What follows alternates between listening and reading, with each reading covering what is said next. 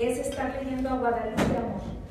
Paola lo dijo ahorita muy bien, el personaje de Pita Amor es Pita Amor, pero para leer la obra necesitamos encontrarnos con Guadalupe Amor. Ahorita voy a leer unas referencias, unas citas que encontré que también siguen esta línea que yo estoy comentando. Incluso cuando empecé, escribí un texto, pero no lo pienso leerlo, más bien lo escribí como para aclarar ciertas ideas que traía. Justo por esto, porque lo que yo veo ahí ni siquiera es, o sea, pensaba, yo dije, bueno, ¿cómo la puedo comparar? La puedo comparar con el cuadro de las dos Fridas, ¿no? Se me vino a la cabeza. Y las dos Fridas, o sea, pensé en el cuadro, volví a buscar en el cuadro, recordé cuando conocí el cuadro, dije, no es lo mismo, porque las dos Fridas que están unidas por una intravenosa, sigue siendo Frida y Frida en dos momentos y circunstancias de su vida. Acá no. Para mí, leer, por ejemplo, la biografía de ella es justo alejarme de la obra de Guadalupe. O sea, pero es raro, parecería que yo decía, es que aquí incluso Pita me estaría metiendo un problema no solo a mí, sino hasta Aristóteles. Cuando Aristóteles nos habla del principio de no contradicción, en donde una cosa no puede ser y no ser al mismo tiempo y bajo la misma circunstancia, yo dije, mi madre, sí se puede, ella lo hizo. Porque ella no era, y sí era de Guadalupe, y al mismo tiempo era Pita, y al mismo tiempo era esta mujer como personaje, pero esta poeta que podía incluso hablar sobre la muerte de su hijo. Y para mí desde ahí ya empezó a ser un enigma, y por supuesto me emocioné adentrarme en esa posibilidad, que era la posibilidad de encontrar, más allá de un Jekyll y Hyde, es encontrar una doble personalidad en un mismo cuerpo, habitada por un mismo cuerpo. O sea, Guadalupe era la poeta, pero Pita era la que hablaba por la poeta. A estas dos personalidades yo les nombré la primera, que sería Pita, para utilizar un poco una analogía con los mitos griegos, le llamé su personalidad Afrodita, justo porque Afrodita es la desinhibida, la bella, la seductora, la mujer que puede desnudarse. Recordemos que Pita se desnudaba a la menor provocación. Entonces la pintaban, pero a ella le gustaba que la vieran desnuda. Incluso en su biografía parece que desde niña la retrataron desnuda y como que ya se le quedó la manía de seguirlo haciendo. Y la encontramos como esta mujer seductora, como esta mujer con gran energía que atrapaba, así con esta personalidad como yo le nombré Afrodita. Pero al mismo tiempo, al encontrarme con Guadalupe, me di cuenta que no era Afrodita, que era Atenea, una mujer pensante, una mujer racional, una mujer en la búsqueda de la esencialidad del ser, una mujer mucho más introspectiva. Por ejemplo, Pita podría ser nombrada como, yo le diría, más extrovertida, desde la idea de la extroversión que está más vuelta al mundo, y Guadalupe era más introvertida, que era más vuelta hacia sí misma, y desde ahí es que empezaba a desarrollar su poesía. Me voy a ir un poquito rápido, porque esa fue, o sea, encontrarme con ella fue darme cuenta un poco, sacar mi parte psicoterapeuta y al mismo tiempo escritora, y decir, o sea, aquí ya me voy a topar con una personalidad que son dos personalidades al mismo tiempo. Y un poco lo que dice, por ejemplo, José Revueltas lo dice muy bonito. Él dice: hay dos Pitas, una de día, con sus vestidos interminablemente escotados, cuajada de joyas y centro de incontables relaciones amorosas. La otra nocturna, que penetra en la inmensidad del intelecto con la esperanza de hallar una verdad absoluta para luego perderse en el infinito de la nada. Sin embargo, aquí Revueltas le sigue llamando Pita, ¿sí? Las dos Pitas se llama él, una de noche, una de día. Yo diría que no, justo por lo que ella nos dice. Ella dice: mi poesía, más real que yo misma, está escrita por Guadalupe Amor. Mis amigos y enemigos personales insisten en llamarme Pita. O sea, ella de alguna manera intuía esto. Y no solo lo vemos a través de las entrevistas que le hacían, sino también a través de su poesía. Y como la idea es estar haciendo un poco comentarios, de estar también haciendo este homenaje, leyendo su obra, me gustaría leer un poema de ella que aparece en Más allá del oscuro de 1951, que se llama Dos escaleras. Y aquí ya le paso el micrófono a Ángel para estarnos campechaneando, si te parece. Y yo seguiré con esta idea, pero también con base a lo que vaya diciendo Ángel. Entonces voy a leer este primer poema para darnos cuenta justo de que ella sí iba por ese lado y fue el lado que yo me agarré también, ¿no? Justo para explorar estas dos posibilidades. Y ella nos dice: dos escaleras existen en el fondo de mi ser. Si por una al descender me voy hundiendo en el suelo, por la otra me elevo al cielo, entre ambas he de escoger. Al final de la primera, todo es ya serenidad, se terminó la ansiedad. Pero también la esperanza, en implacable alianza con descarnada verdad, para siempre se confunden el helado pensamiento y la nada. Un desaliento todo el cerebro ha invadido. El ser no tiene sentido, es solo un experimento de la mudable materia. ¡Ay, suelo desolador! ¿Por qué congelé mi ardor y descendí la escalera? Si por la otra yo subiera, cesaría mi pavor. Es más difícil subir, el corazón se sofoca y en cada peldaño toca espacios que son locura. Así se llega a la altura, quisiera volverme loca. Es mejor la locura, la angustia o el dolor o la ansiedad que la gris amargura de saber con frialdad que una misma fabrica su verdad. Pues en efecto, festejar 100 años de Pita sin los libros de Pita es como festejar el cumpleaños sin el cumpleañero, ¿no? Entonces, que sea esto como un exhorto a quienes tengan que hacer ese trabajo para desempolvar la obra completa de Picamor. Tengo entendido que se va a reeditar la biografía semi-autobiográfica Yo soy mi casa. Se llama justo como el primer libro de poemas, que lo va a reeditar el fondo muy pronto, probablemente el mes que viene.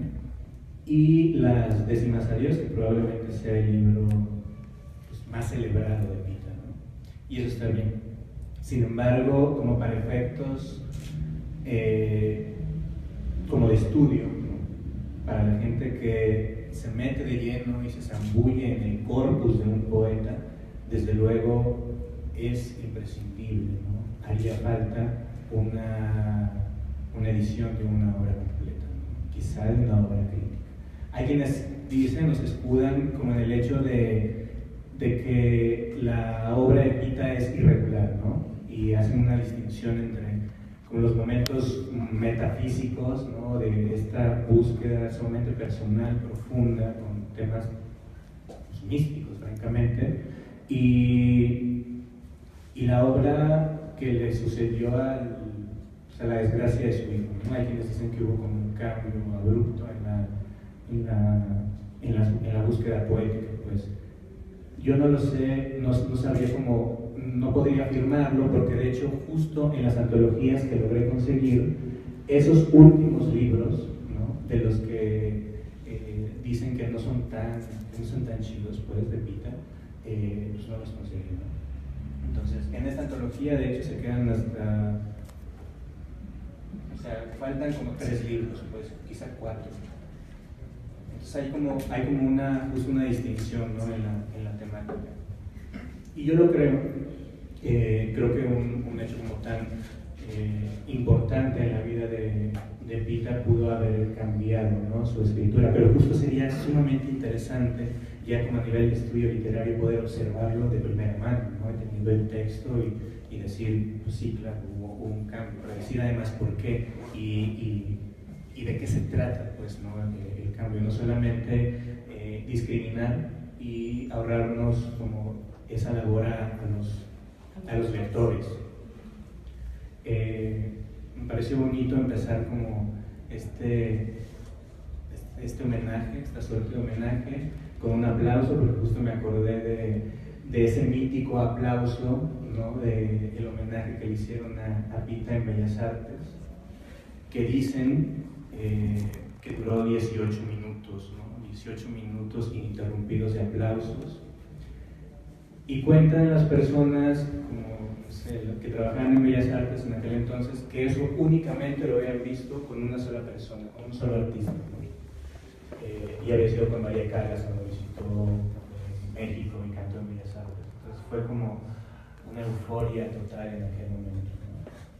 Y bueno, no sé, mi acercamiento con la poesía de Pita Amor lo comentaba hace unos días en una entrevista para la radio, que fue como muy dudoso, porque tenía esta idea, obviamente guiado por muchos de mis prejuicios como lector, de que una figura tan polémica, tan arrebatada, tan popular en su momento, ¿no? Tan caricaturizada, no podía tener una obra contundente. Y me emocioné mucho, de hecho, cuando encontré las décimas adiós, había leído como fragmentitos nada más, o décimas aisladas en internet, encontrarme con un libro realmente que se sostiene por sí solo, ¿no? Un libro brutal, poderoso, y no un libro que se remite o que solamente indaga como en la búsqueda de Dios en el sentido religioso, ¿no? Sino que va mucho más allá. Es un libro hasta cierto punto herético. Eso me parece fabuloso realmente, ¿no? Es un libro en el que se busca a Dios, pero también se duda de Dios. Y bueno, a mí me gustó esta parte como de los libros de Pita en los que hay una búsqueda, ¿no? de un misticismo real, como polvo o como décimas a Dios, son los que yo como lector rescataría definitivamente. Y bueno, no sé. Sí, me llama la atención algo que comentaste, Ángel, cuando dices justo toparme con el personaje, o sea, a 100 años de su nacimiento, parecería que el reflejo que nos llega de ella es el reflejo de Pita, el reflejo del personaje, de esta mujer extrovertida, de esta mujer extravagante, estrafalaria, de justo el reflejo de esta mujer que se prestaba mucho a las habladurías, que era clasista, que insultaba al que se dejaba, que ya en su etapa ya de adulta, de anciana, pues andaba por las calles incluso con un bastón golpeando a los vagabundos y diciéndoles huevones, y ya se veía la gente de ella y decía la anciana que huele a miados, por ejemplo. Ella le decía, esas son las reminiscencias que nos puede llegar del personaje. Y justo lo que dijiste fue algo en lo que yo me di cuenta de cómo ese personaje, o sea, ese arlequín que anduvo por ahí, podía generar esto, podía generar esta poesía. Y creo, un poco sustentando la idea que les planteé al principio, que tiene que ver porque cuando la observamos, inevitablemente es ineludible despegarla del personaje y poner como su obra aparte, ¿ok? Entonces yo, justo con esta idea de las dos personalidades, Afrodita y Atenea, lo que estaba viendo era justo cómo esa mujer que para algunos estaba incluso en la locura ya total y que visitó algunos psiquiátricos, podría llegar a tocar esto. O sea, podría darnos, o sea, la posibilidad de estremecernos, ¿no? O sea, pienso, por ejemplo, ahorita que hablabas de la muerte de su hijo, que efectivamente es un evento donde la escisión entre Guadalupe y Pita se hace muy evidente. O sea, ella empieza a cargar más con ese personaje, pero al mismo tiempo empieza a vivir ese duelo. O sea, ese duelo en el que yo digo, Guadalupe y Pita se agarraron de la poesía, porque el dolor fue tan fuerte sobre la muerte de su hijo, que para soportarlo necesitó la poesía. Yo creo que sin poesía, Pita Amor se mata. Era su herramienta y era, yo diría, su terapia. Justo por esta idea de cómo ese personaje puede generar estos poemas. Leo un poquito, leo este poema para su hijo que dice: maté a mi hijo, bien mío, lo maté al darle la vida, la luna estaba inhuida, mi vientre estaba vacío, mi pulso destituido, mi sangre invertida, mi conciencia dividida, era infernal mi extravío. Y me planté tal dilema, es de teología el tema, si mi hijo hubiera evitado. Ya era bestial mi pecado, pero yo no lo evité. Vida le di y lo maté.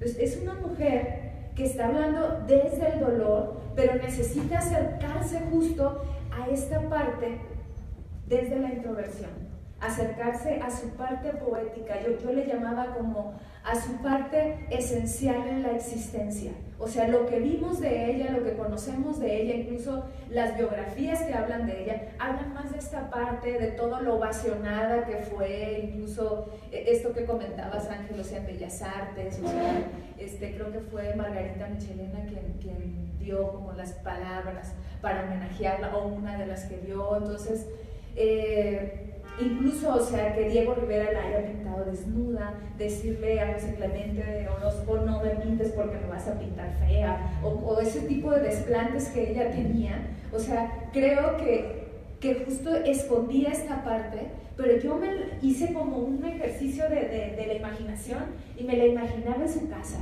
sola, porque siempre vivió sola, ahí por Bucareli, en la oscuridad, escribiendo y realmente confrontándose con ese dolor, con el dolor del hijo, porque desde ahí fue cuando más parecería que su estado psicológico se detonó. O sea, el personaje todavía se hizo mucho más fuerte. E incluso Michael Schwesner en la antología, en la biografía, dice que Pita aplastó a Guadalupe. Y parecería que olvidamos a Guadalupe. Yo tengo otra hipótesis que diré un poquito más adelante, pero me quedaría con esto. O sea, si hablamos solo de Pita, pues desde el personaje del arlequín o del payaso, porque incluso eso de alguna manera era lo que ella representaba, nos quedaríamos a la mitad. Y lo que yo creo es que a quien estamos homenajeando realmente no es a Pita. Estamos homenajeando a Guadalupe, porque estamos aquí por su poesía.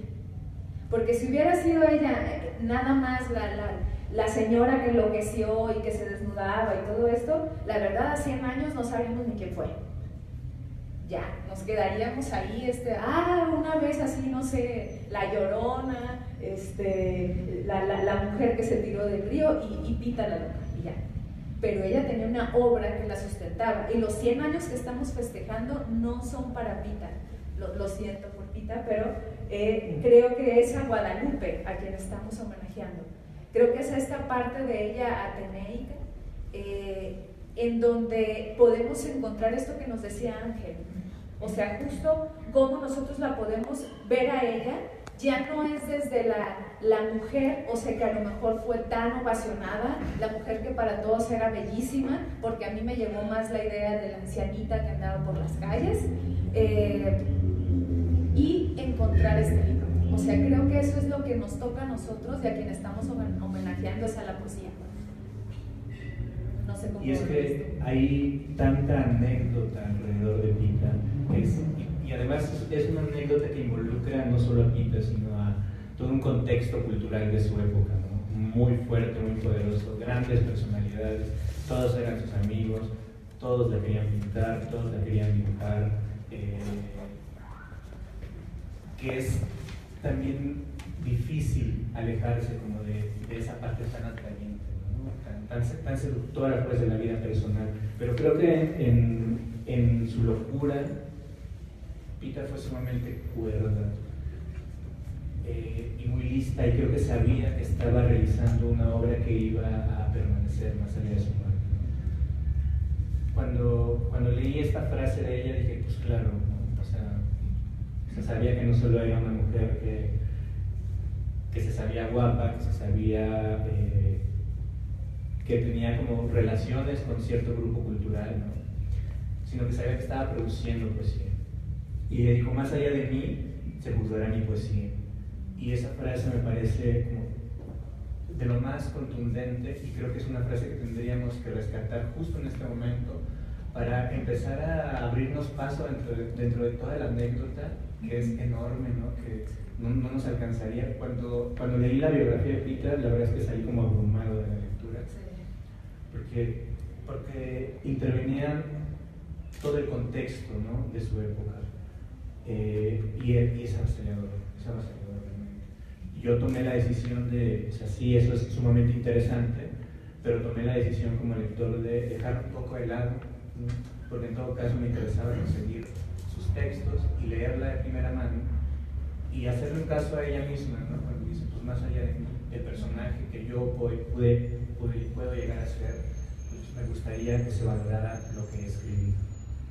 Y me parece que justo la función de los lectores que ya no vivían, mucho menos la parte de su esplendor, ¿no? De esta pieza que tenía su programa de televisión, que salía a veces en cine, en obras de teatro, de este personaje sumamente popular, de estas personas que ya no alcanzaron todo eso, ¿a qué se van a enfrentar entonces, ¿no? Y yo creo que lo que tendrían que enfrentarse sería al texto, a lo que ella no sé, a lo que ella... Sí, fíjate que justo con su primer libro, que es Yo soy mi casa, ¿no? Me llamó a mí la atención, o sea, cómo empieza ella ya era el personaje efectivamente que salía en películas, en teatro y todo esto, y de repente sorprende a todo el mundo con un libro de poemas. Y lo que me llama la atención es que cuando ella muestra su libro de poemas, lo primero que dicen es, ella no lo escribió. Creo que Alfonso Reyes decía que se lo había escrito, ¿no?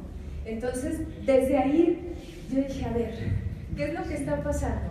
¿Por qué ella no pudo haber escrito ese libro? Un poco lo que comentábamos ya. Primero, justo por ser ese personaje, parecería que no era congruente que escribiera de esa manera.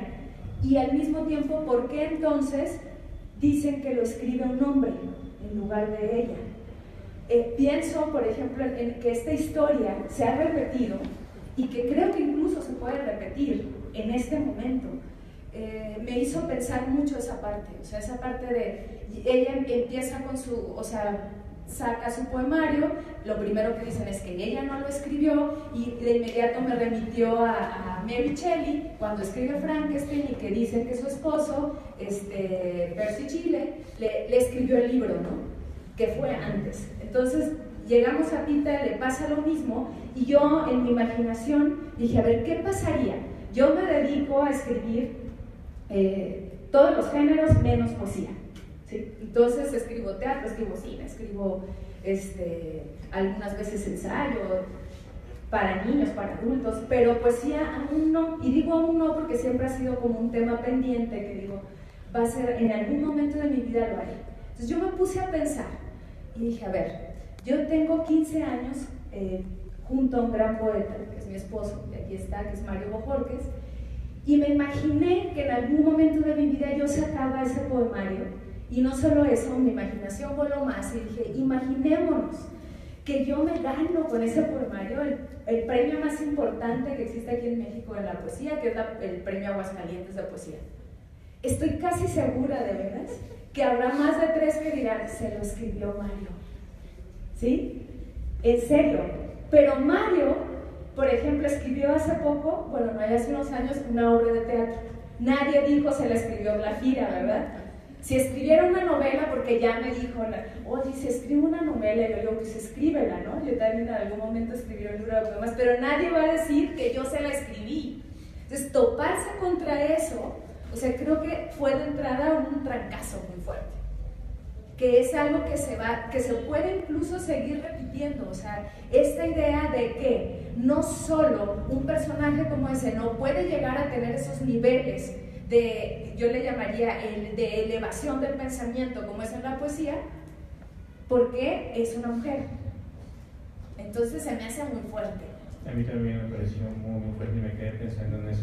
Y tuve como mis reservas a la hora de decir, a ver, realmente cabe aquí como hacer esta crítica de ella no lo pudo haber escrito porque no solo es mujer, sino es una mujer que en su tiempo era una mujer como adelantada a todo lo que iba a venir, ¿no? O sea, era una mujer independiente, era una mujer a la que no le importaba hacer como cosas escandalosas, pues, y vivía su vida como ella quiso vivirla, pues. Es que ahorita estaría en lo normal, dentro de la norma. Incluso yo me la imagino con un canal de YouTube, una cosa así, o sea, sin problemas, en las redes, o sea, y a lo mejor no fuera ni tan escandalosa como lo es ahora, o sea, solo que nació en otro momento y en otro tiempo, ¿no? Y justo, fíjate, yo me puse a reflexionar esta parte de, otra vez, ¿por qué el personaje no decide quedarse en el teatro, en el cine, en el drama, por ejemplo? Porque en el teatro pues es espectáculo, es desmadre, es andar de un lado a otro, y decide refugiarse en la poesía. Y aquí voy a ser muy breve porque es un tema que me encanta y puedo tardarme horas, entonces voy a tratar de ser muy breve. ¿Por qué? Según mi hipótesis de esto, creo que tiene que ver en algo que nos dice Heidegger. Y lo que nos dice Heidegger es la poesía o el poema es la casa del ser, o el ser habita en la poesía. ¿Qué significa esto? Significa que nosotros, desde nuestra parte más esencial o existencial, como él le llamaba el Dasein, habitamos en el lenguaje, pero a través de un lenguaje que va más allá del lenguaje común. Entonces yo hice esta analogía pensando en que justo lo que a ella la acerca a esto es buscar su ser esencial. Ahí en la poesía ella encuentra un remanso, una tranquilidad, que es esta parte en la que yo le llamé Guadalupe. Y yo dije, claro, inevitablemente como seres humanos estamos en esa búsqueda, pero muchas veces, y otra vez llamando a Heidegger a esto, nos perdemos en el mundanal ruido. Nos perdemos en el personaje, nos perdemos en la vida, nos perdemos en el mundo, nos perdemos en lo que el mundo nos está exigiendo. Y ella decidió no perderse, porque se pudo haber quedado ahí. Ella decidió, o sea, empezar todavía a explorar más en este ser que tiene que ver con su ser poético, que le llamaremos Guadalupe. O sea, y pienso también que sobre esta búsqueda no solo habla Heidegger, nos habla Kant, nos habla Hegel, nos habla Schopenhauer. O sea, Kant nos está diciendo constantemente, o sea, la idea de llegar del fenómeno al nómeno, o lo que nos dice Hegel a través de su propia idea de voltear a vernos y la autorreflexión que nos llevará a la parte del ser absoluto, o Schopenhauer con su idea de la voluntad. Y lo que yo creo es que vivimos como en una nostalgia.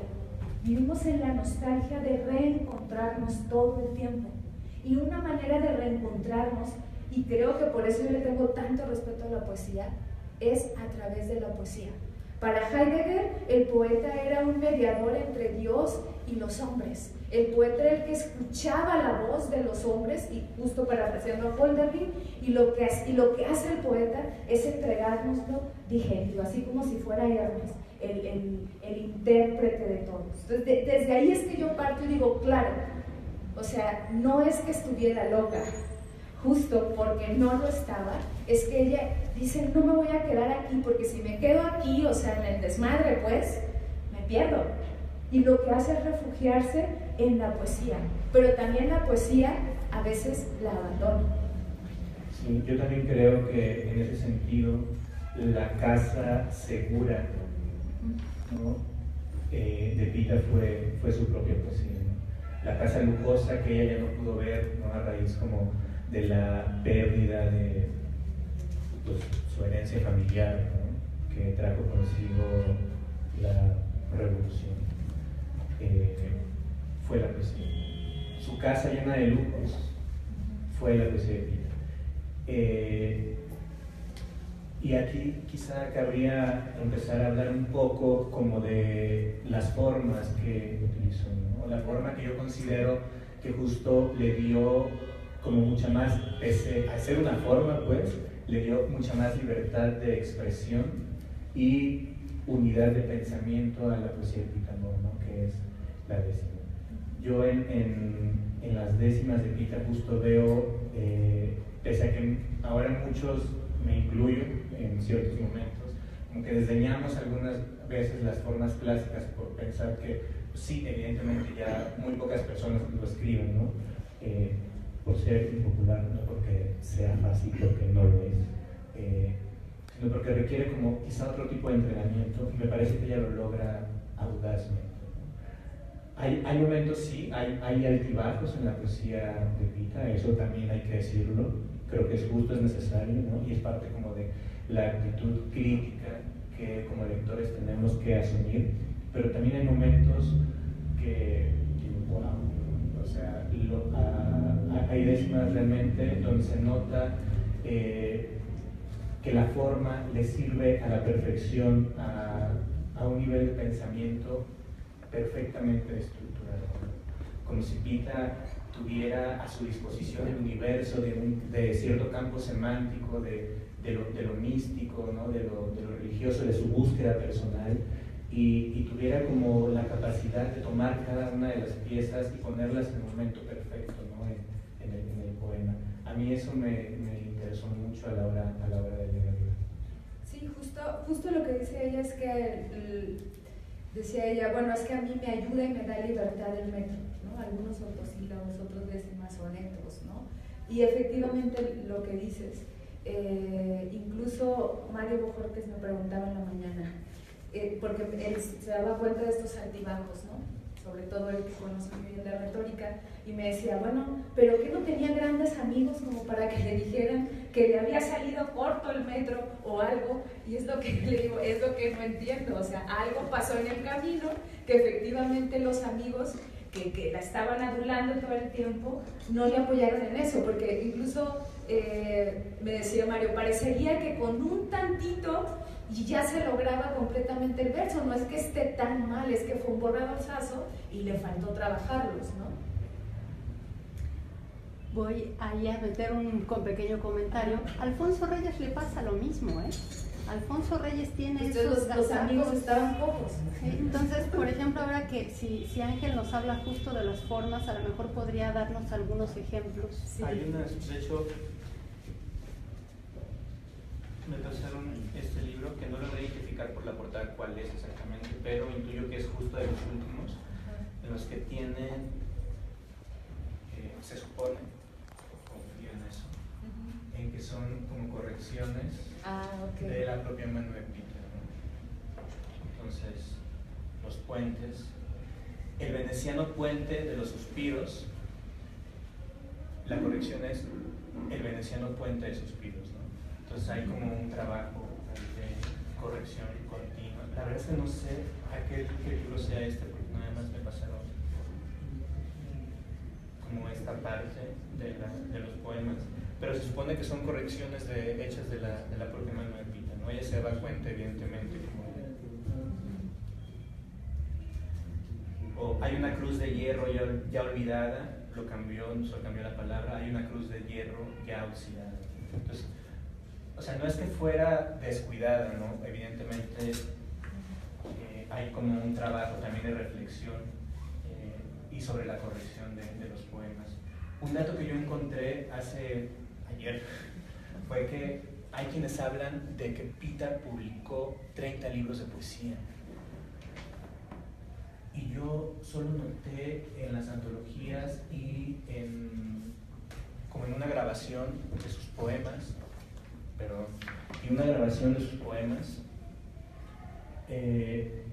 que son solamente estos. Entonces, ¿dónde quedaron? ¿Dónde están el resto? ¿Acaso 10 libros más de poesía que nadie sabe dónde están? Pues, ¿no? O sea, no sé cuál es la calidad de los poemas, no sé si son como anteriores, ¿no? a este acontecimiento de su hijo o si son posteriores, pero también habría que hacer una indagación ahí de por qué hay quienes hablan de 30 libros de poesía, me parecen muchísimos, pero lo cierto es que hubo algunos años en los que Pita sacó 2 libros por año, ¿no? o era un libro un año y cada año sacaba un libro, entonces hubo como un momento de muchísima producción y quizá entre esos años hay libros pues quizá no tan afortunados, ¿no? Pero también habría que indagar pues por qué no y dónde están y por qué no. Pero creo que en toda obra pasa lo mismo, ¿no? Algunos que son más afortunados, otros que pueden ser más desafortunados, y creo que la mayoría es desafortunada, ¿no? Entonces me gustaría leer un poquito más, no sé cómo estamos de tiempo. Empezamos un poquito tarde. Okay. Entonces dice si penetro en el recinto misterioso en el que moro, cuando atormentada exploro de mi ser el laberinto, Si obedeciendo un instinto escudriño mi morada, me dice una voz helada, solo hay vacío en el centro, y más allá, y más adentro, solo una imagen, la nada. Y un soneto. ¿Por qué me desprendí de la corriente misteriosa y eterna en la que estaba fundida, para ser siempre la esclava de este cuerpo tenaz e independiente?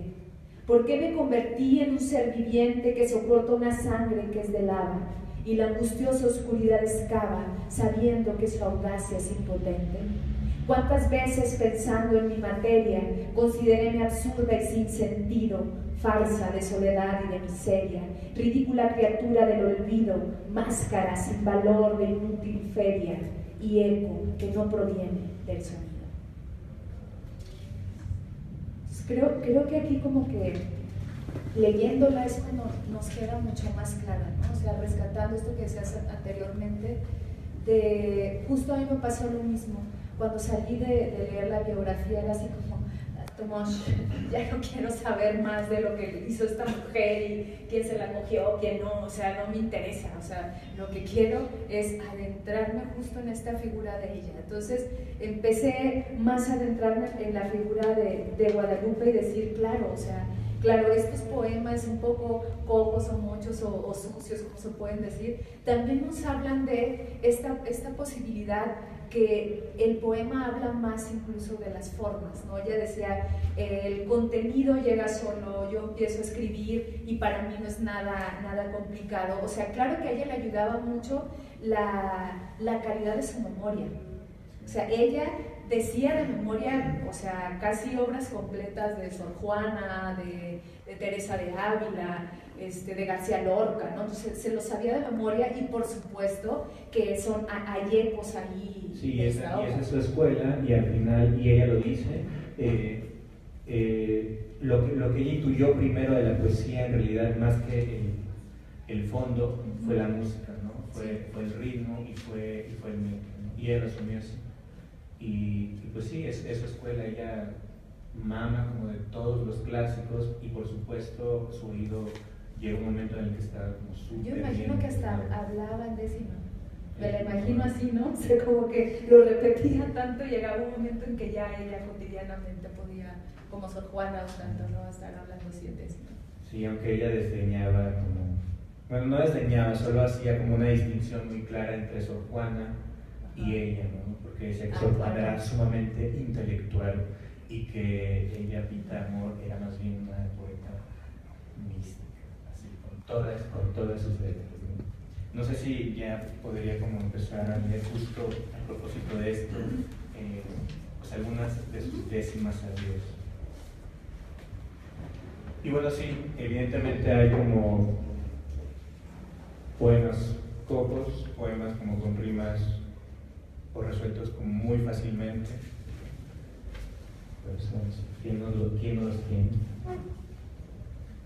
Pero bueno, estos a mí en particular me gustan mucho.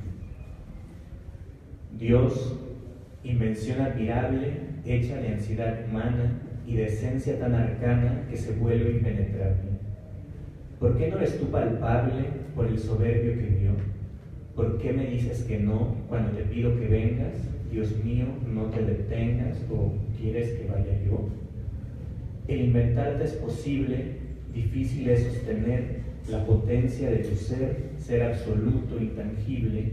El que seas invisible no es el misterio más hondo, exaltada hallo tu fondo, mas cesa mi exaltación y tu admirable visión en mi pensamiento escondo. Yo siempre vivo pensando, ¿cómo serás si es que existes? ¿De qué esencia te revistes cuando te vas entregando? ¿Debo a ti llegar callando para encontrarte en lo oscuro? ¿O es el camino seguro, el de la fe luminosa? ¿Es la exaltación grandiosa o es el silencio maduro? Tal vez yo no quiera hallarte y por eso no te veo, que es el ansioso deseo el que logra realizarte. A ti no te toca darte. Si mi soberbia te invoca, es a mí a quien me toca salir al encuentro tuyo. Me acerco a ti, te construyo, ya tengo fe, ya estoy loca. Dios mío, sé mi pecado, consiste en verte en concreto y tú, el eterno discreto, por eso me has castigado, dándome un ser complicado que piensa entenderlo todo y que jamás haya el modo de fundir carne con mente, que pensando con la frente se está pudriendo en el lodo. Te quiero hallar en las cosas, te obligo a que exista el cielo, intento violar el velo en que invisible reposas. Sí, con tu esencia me acosas y el no verte me subleva, pero de pronto se eleva algo extraño que hay en mí y me hace llegar a ti una fe callada y nueva. Sí, fíjate que yo me quedé, me llamó mucho la atención que tuviera un poemario que se llama Círculo de Angustia, de 1948, fue como de los, creo que fue el siguiente de los primeros, ¿no? Justo también un poco retomando, sí, del 48, justo retomando esta idea que les decía hace un momento, sobre cómo cuando estamos en la búsqueda de nuestra existencia auténtica, diría Heidegger, nos acercamos mucho al arte, nos acercamos mucho en este caso a la poesía, pero también justo este encontrarnos con nosotros mismos, con nuestra verdadera esencia, tiene que ver en cómo nos angustiamos. Pues creo que ella no le sacaba el parche, o sea, ella se angustiaba en serio, vivía desde la soledad y justo eso fue lo que la acompañó a poder escribir. ¿Por qué? Retomo un poco la idea que tiene Kierkegaard sobre la angustia, ¿no? O sea, para Kierkegaard dice, la angustia es el vértigo de la libertad.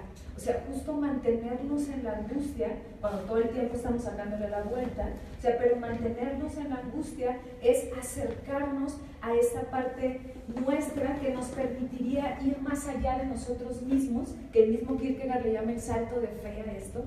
O sea, justo creo que ella lo dio muy fuerte. Entonces, más que hablar, creo que lo dice muy bien en este poema que está en Círculo de Angustia. Dice: hay un eco de mi aullido que noche a noche me busca y torna mi sombra brusca, cual espectro aborrecido, que todo mi contenido en la oscuridad resalta, pues cuando la luz me falta, entro en un mundo de locura, pierdo voz, pierdo figura, solo mi esencia se exalta. A tientas ando el camino y por ello me acongojo, pues al oscuro me arrojo sin encontrar mi destino, y el negro torbellino, el turbio enigma no entiendo. ¿Es que ciega estoy viendo? ¿O es que la luz no ha existido? Será mejor que el olvido me enseñe a vivir no viendo. Yo lo que noté como en la lectura de los poemas del principio hasta los que pude tener acceso fue justo que la angustia y como esta búsqueda y esta soledad, ¿no? Atraviesan como la obra de principio, ¿no? Con varios matices, sí, pero que la atraviesan a lo largo de esa obra, al menos hasta el 51, creo, ¿no? Quizás hasta el 55, ¿no? Pero que es como latente la angustia de la poeta, ¿no? Y una especie de como si esa angustia la fuera consumiendo, pues, ¿no? De distintas maneras, pero en cada uno de los poemarios, pues, ¿no? Hay cambios sí, temáticos, hay muchos matices, pero es como si la poeta desde el principio hubiera estado como en ese estado, pues, ¿no? Hay quienes dicen que algunos poetas nacen como ya completos, ¿sabes? Como con una voz ya hecha, pues, ¿no? Y creo que en ese sentido la voz de Pita, que irrumpe ya cuando era ya un personaje, ¿no? Famoso, ya es una voz como consolidada en ese sentido, ¿no? Es una voz que va cambiando como muy poco hasta el acontecimiento de su hijo, pero va cambiando como muy poco a lo largo de esos primeros poemarios. Sí, un poco yo escribí algo sobre eso, para cerrar la idea y también vincularlo con esto de la angustia. Y me gustaría leérselos y terminar con un poema de ella. Digo, seguiremos aquí dialogando, ¿no? Ya para no referirme a mi texto. y escribí algo así, dice, en medio de esta angustia y para poder que el poema se exteriorizara, Guadalupe y Pita tenían que participar. Una no podía existir sin la otra, se necesitaban. Pita era la voz resonante, mientras que Guadalupe cantaba en el silencio. No se trata que Pita sea peor o mejor que Guadalupe, o que una sea el lado oscuro o la sombra liviana de la otra. Son complementos, como las alas de un pájaro, el cual no puede emprender el vuelo al hacerle falta una. A Pita, la poesía la salvó de matarse o de quedar atrapada en un psiquiátrico. La poesía era su terapia. Sin embargo, parecería que el personaje, Pita, devoró a Guadalupe, la fue nulificando, dejándola encerrada en un limbo del cual ya no pudo salir. El dolor de Pita, la evasión, la protección, la destrucción, la impulsó a llevarla a la sordera y a que la voz de Guadalupe se esfumara. Pero hoy, a través del tiempo, a quien recordamos es a Guadalupe, celebramos su poesía y es Pita la que regresa como niña regañada y obediente por las rejillas de la temporalidad para acompañar sus poemas. Pero finalmente es Guadalupe la que triunfó, lo cual significa que en esta Troya gana de nuevo Atenea y no Afrodita, aunque parezca lo contrario. Y leo un poema de Polvo de 1949. De pronto vi mi cabeza en el espacio perdida, con pensamiento y sin vida y sin humana impureza. Sentí profunda extrañeza, mas luego entendí mi lodo y fui descubriendo el modo de hacer mi cuerpo infinito. Mi polvo al polvo remito, dejo de ser y soy todo.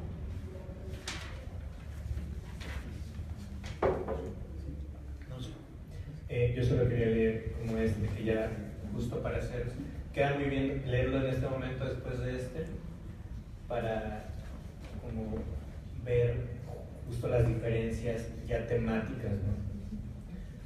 Cuando esta Pita empieza a ya no hacer una búsqueda hacia adentro, sino empieza a hablar también como de cosas que ya le competen no solo a ella, sino a otras personas y a su entorno.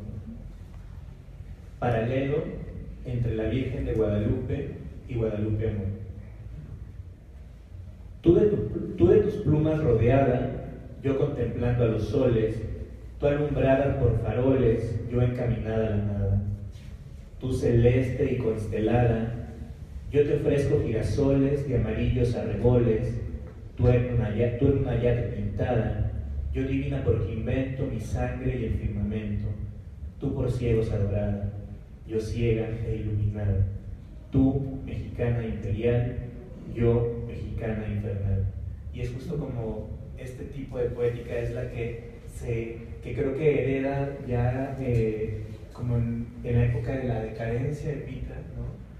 Y que justo es el tipo de poemas que me acuerdo mucho de un programa de televisión que tenía un personaje que caricaturizaba, ¿no? Creo que se llamaba Desde Gallola. Y que de hecho la parte de la comunidad LGBT, por una u otra razón, como que empezó a asumir la figura de Pita. Tengo varios amigos, de hecho, que conocen y que se saben de memoria varios poemas de Pita Amor. Y lo que a mí me parece curioso es que la forma de interpretar los poemas es imitando la forma en la que Pita los decía, ¿no? Y eso me parece como muy interesante también, porque te habla de la importancia, de que la importancia que Pita le delegó al sonido y a la forma en sus poemas tiene resultado a la hora de que pues, esos jóvenes, ¿no? Pueden memorizar sus poemas. Y bueno, no sé si haya algo más que agregar o hay preguntas, comentarios o reclamos del público. Yo creo que podríamos dar paso a ver si alguien tiene algún comentario, alguna cosa que comentar, preguntar. Ahora creo que ha sido muy claro que justo lo que proponemos, lo que nos proponen Ángel y Glafira es ver la obra, partir de la obra, más allá del personaje, más allá, me parece genial esta distinción que ha hecho Glafira entre Venus, Atenea, entre Guadalupe Amor y Pita Amor. Creo que no es a la única a la que le pasa este fenómeno. De pronto el personaje le gana al autor y nos centramos más en el personaje que en la obra. que es la que debería, que es la que trasciende finalmente y que es la que debería importarnos. Cuando decía lo de Alfonso Reyes, pensaban justo lo mismo. Alfonso Reyes, que es considerado mal poeta, tiene algunos poemas maravillosos, perfectamente bien hechos.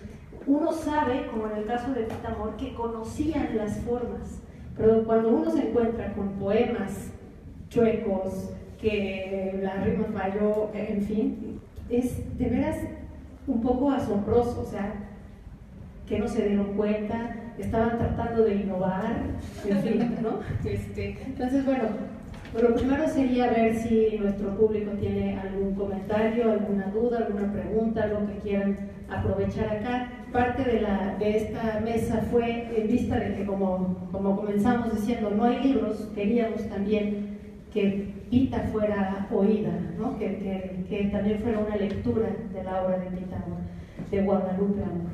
Pues no sé si alguno de ustedes quiera comentar algo, preguntar. Yo conocí a Pita, estaba en muy jovencita. Desgraciadamente estaba muy joven. Estábamos en un VIPS, aquí en Insurgentes, bueno, cerca de donde vivía ella. Y se acercó, entró, no parecía una lomita, todavía ni nada, se veía con una como pañoleta de sus colores, y se vestía muy estrafalaria, ¿no? Pero se veía guapa. Nos dijo que si queríamos que nos escribieran poemas. Pero estaba yo con un grupo de amigas y David nos cayó bien porque nos habló y nos dijo 1 o 2 poemas. Y me acuerdo que me escribió un poema en una servilleta de papel. ¿La tienes? La guardé y la perdí. No le presté mucha atención, pues estaba yo muy chica, a la hora de que ya estoy vieja, digo, ¿cómo no la guardé? Pero son anécdotas, ¿no? De que cuando es un hombre joven no aprecian a las cosas, a los personajes. Sí, pero yo sabía, porque soy Pita Amor, nos dijo, soy Pita Amor. Sí, yo nunca la vi, pero me la imagino ahora de cabello rosa, ¿no? O sea, seguro andaría. No, ella iba a arreglar una máscara bonita, parece una persona bien, ¿no? No se veía todavía así como lo quita. Decía andaba en todas las mesas, me imagino que necesitaba dinero. Sí, vendía sus poemas. Sí. La llegué a ver en Zona Rosa, porque alguna que otra vez, y ahí en este usamos. Eso le hice todo mi comentario. Cosa que está muy bien porque todos queremos vender nuestra obra. Yo soy de Bolivia, conocí precisamente a Pita desde Gallola y el año pasado que vine me puse a buscar libros de ella. Ya tenía ese y me frustré porque me encontré. Y estaba con una amiga que vive acá, que es española, y también le gustó. Y ella empezó a indagar y de casualidad ella trabaja con alguien que trabaja con un señor Sepúlveda, que creo que es familiar de ella. Sí, es su sobrino. Sí, Sepúlveda Amor. Y escuchó por ahí que ella, acotando con esto de los poemas, de los 30 poemarios que hay, que creo que 10 están perdidos, que ella escribía y regalaba poemarios a personas. Entonces una de esas es un pintor, creo que es apellida Soriano, Juan Soriano, si no me equivoco, a quien le regaló, dicen uno de estos poemarios perdidos. No sé, ustedes que conocen más, si habían escuchado algo o si... No, Soriano era muy su amigo, ¿no? Sí. Confidente y todo, pero que no, ahí sí de que se haya quedado con obra y eso. Es que es curioso, o sea, porque estamos hablando como en el aire. O sea, no tenemos su obra, o sea, y es en el aire porque yo su obra la traigo aquí. O sea, tuve que descargarla tal cual. Entonces, estamos hablando justo de su obra y su obra no está. Decía Ángel cuando estábamos hablando tú y yo, que decías que ya por fin me parece que el mes que entra va a salir algo. Y yo le decía, pero ¿por qué no salió? Si va a salir el mes que entra, ¿por qué no lo sacaron para el centenario? O sea, no por las regalías o por lo que se fuera a vender, sino justo para que ofrecieran la obra de ella. Entonces parece como... Sí, yo tengo unas copias, ¿qué te parece? O sea, porque veo las copias engargoladas que trae aquí Ángel, ¿no? Entonces es como casi droga, ¿no? O sea, a escondidas. ¿A quién lees? No te puedo decir, o sea, una cosa así extraña. Sí, justo unos amigos me dijeron, qué chido, vas a hablar de Pita Amor, ¿no? Y empezaron como a ponerme comentarios de justo que tenían ellos cartas, que tenían como libros firmados por ella, o sea, como que hay una... Underground, Sí. una servilleta. Una servilleta perdida, o sea, todo es así. Pero creo que a ella le encantaría esto, ¿no? O sea, sí, estar hablando de ella de esta manera. Y sí puede ser, yo creo que podría muy bien ser que escribía poemarios, quizá en Lo hojas, regalaba, y sí. que a Soriano, a sus amigos, Sí. a la gente. Decían que era muy puntual con su renta. Sí, seguramente a lo mejor vendía poemarios para Sí, pagar decía que la Diego renta. Rivera pagaba la renta con También, cuadros. no ¿Por qué sé, ella era puntual, no Sí. sabemos de dónde No, salía. pero lo todo. que dice es que si Diego Rivera pagaba la renta con cuadros, pues ella podría haberlo bien pagado con un Con algún poema. poema. También, ¿no? claro, claro. Dilo. Alguien visionario por ahí que dijo, Sí, eso vale mucho. Luego. Lo que creo que pasó con los cuadros y dibujos de Pita, o sea, que pintores famosos habían hecho de ella, es que ya como al final de su vida, cuando estaba realmente en aprietos económicos, empezó a venderlos, ¿no? No estoy completamente seguro, pero me parece que Olmedo Dolores Olmedo. le empezó como a comprar los cuadros. Entonces luego Pita hablaba muy Sí mal lo de creía de Dolores Dolores y Olmedo. decía que era una embaucadora porque no se los También pagaba creería eso.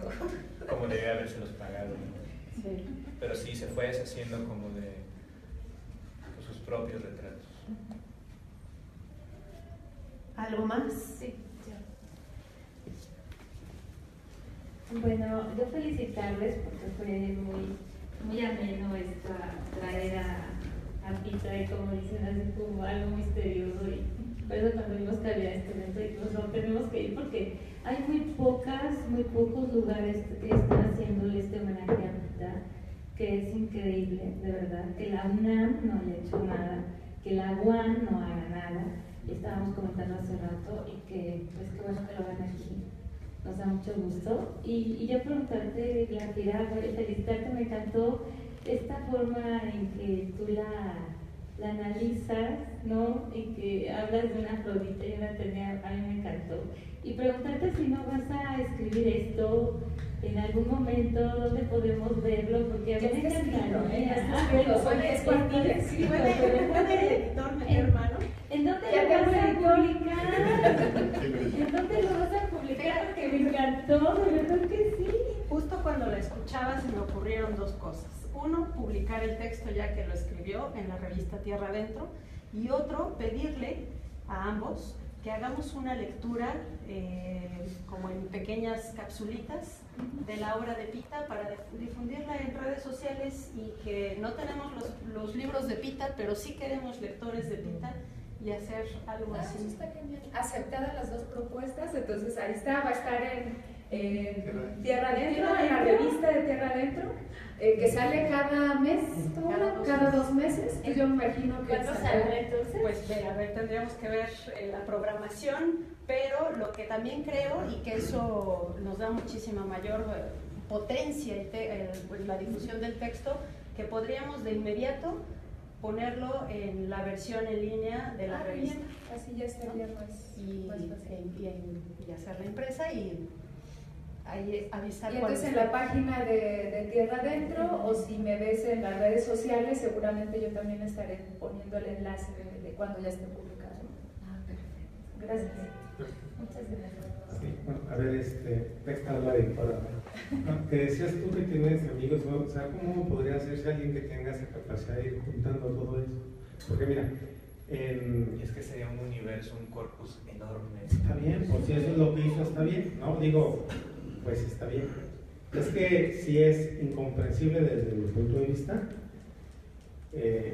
Yo ya planteaba ahí en la Capilla Alfonsina que guardando las dimensiones que tú quieras, ¿no? El centenario de Juan Rulfo fue nacional, increíble, muchísimas cosas, y de Pita Amor esta es la tercera conferencia de obra de teatro de un grupo independiente que hemos visto, y yo creo que no hay más, ¿no? Y algunos flachazos en algunos medios de comunicación y se acabó. O sea, aunque obligadamente, de una manera políticamente correcta, se tenga que celebrar su centenario, no se está haciendo, ¿no? Lo mismo pasó con Margarita Michelena, lo mismo va a pasar con Emma Godoy. O sea, hay una cuestión de género totalmente clarísima ahí, pues, pero además que se sigue negando el acceso, pues. Si durante esos últimos años que no han dejado de existir y apenas van a publicar algunos, van a quedar esos otros, y a lo mejor sería alguien de que tenga esa capacidad para irlo así. El último remate de libros que hubo aquí en el auditorio, hubo un día dedicado a Pícamo, y en la mesa la principal estuvo Sepúlveda y estuvo un francés que no se conoce, que fue súper HL que te contra amigo de él, y que Pita le entregó unos poemas. Pues ellos hicieron una edición de 100 libros con los poquitos poemas que tienen, ¿no? Que repartieron ahí nada más 20 porque los otros ya estaban otorgados, ¿no? Si ustedes nos dan sus correos, nos comprometemos a mandarles.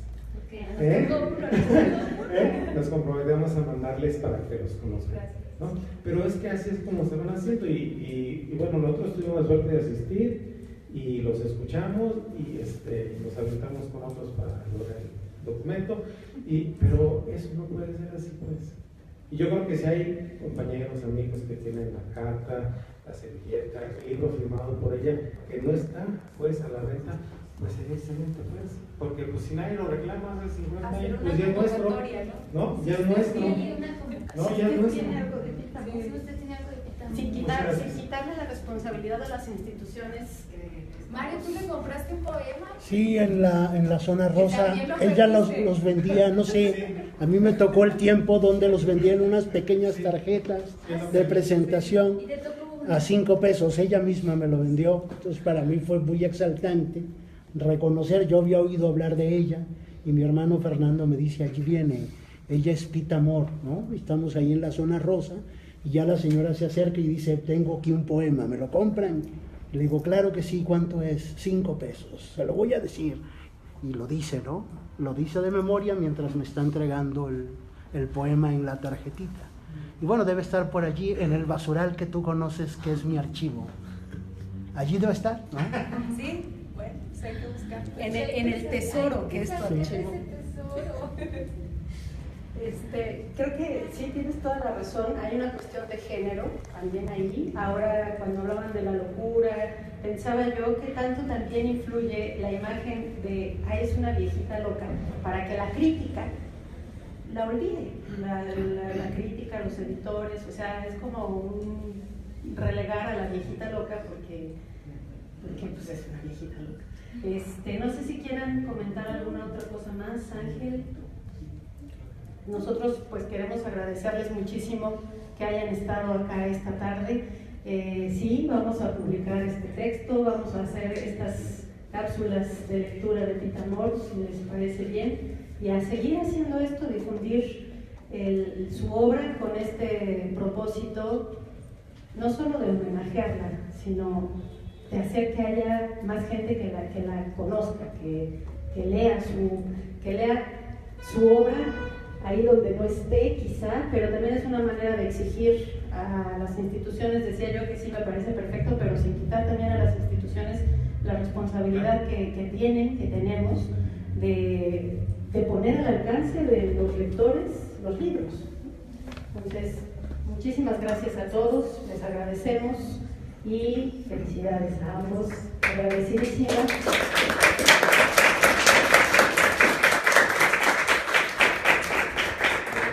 Me quedé pensando justo como en que los jóvenes van a acercar a los chavos a la obra de Pita, y justo hace unos días me enteré de que hay un chico en Puebla, me parece, que está haciendo justo en este momento una tesis sobre la obra de Pita, ¿no? Habría que ver sobre qué libro, sobre qué tema, de qué va, pero lectores interesan, ¿no? Entonces habría que ver pues, de qué manera. Y trabajo crítico. Incluso rescato una de las cosas que decía Ángel al principio, que es déjenos a los lectores decidir si la mitad de los poemas no son buenos o no, ¿no?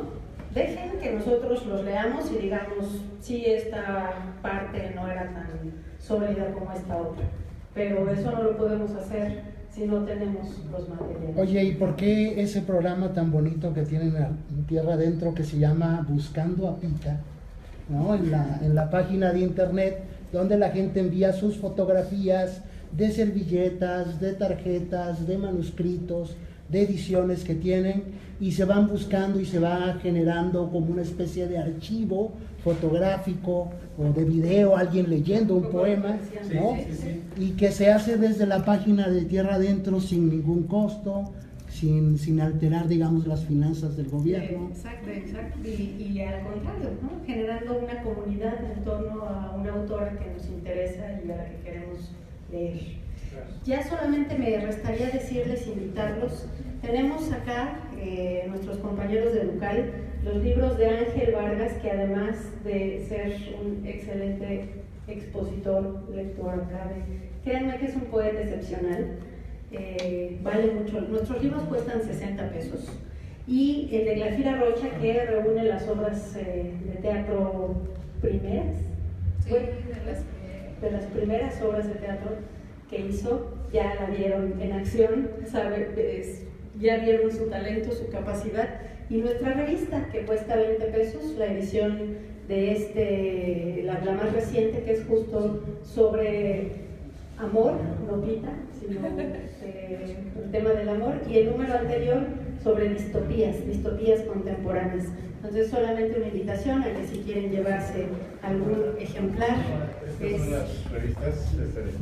Muchísimas gracias a nuestros compañeros del local. Este es el número del amor y este es el número de las distopías.